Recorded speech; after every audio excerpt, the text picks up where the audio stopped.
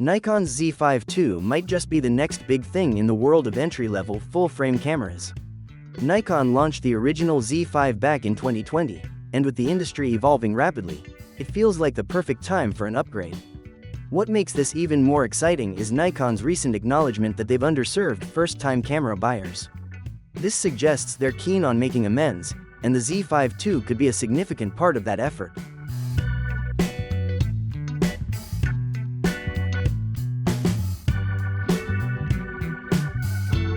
The first Nikon Z5 won people over with its solid performance and affordability, but it had its limitations, especially when compared to some of the competition. If Nikon decides to follow through with a Z5II, we can expect it to build on the strengths of the original while addressing some of its shortcomings. But what exactly might that look like?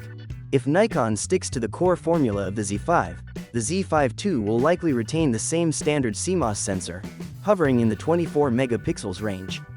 This sensor isn't as advanced as some of Nikon's other models, but it helps keep the cost down while still offering impressive image quality.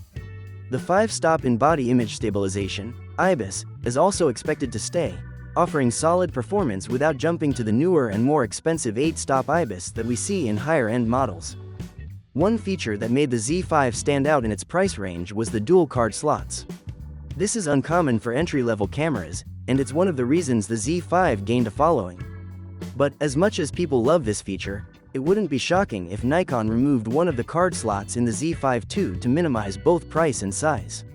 It's a move that would make sense in this competitive market, especially with Sony and Canon offering strong alternatives. What we're really hoping for with the Z5II are some performance upgrades. The original Z5 had a decent 4.5 FPS burst rate, but it wasn't winning any races. With the new model, we'd love to see faster shooting speeds, perhaps closer to the 6 FPS range that the D750 once offered. While this wouldn't make it a sports camera, it would certainly be a welcome boost for those looking to capture action shots.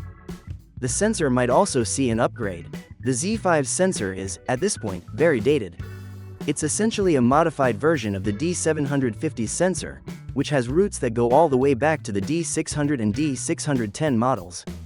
That's ancient history in camera years.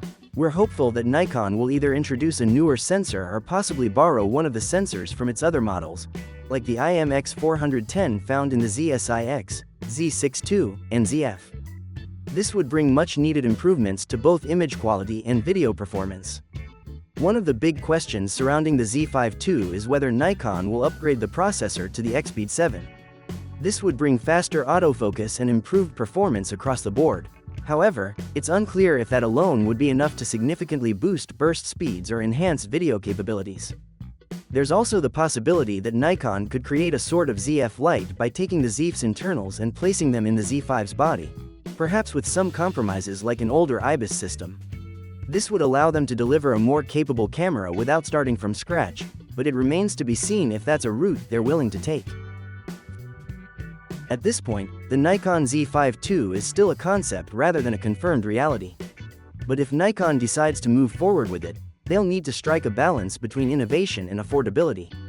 The competition is tougher than ever, especially with Canon and Sony delivering excellent cameras at similar price points. Whether it's through upgrading the processor, improving the sensor, or simply repositioning the Z6II, Nikon has options. Whatever they decide, it will be fascinating to see how they tackle the challenges of the entry-level, full-frame market. So, what do you think? Let us know your thoughts in the comment below, and thanks for watching.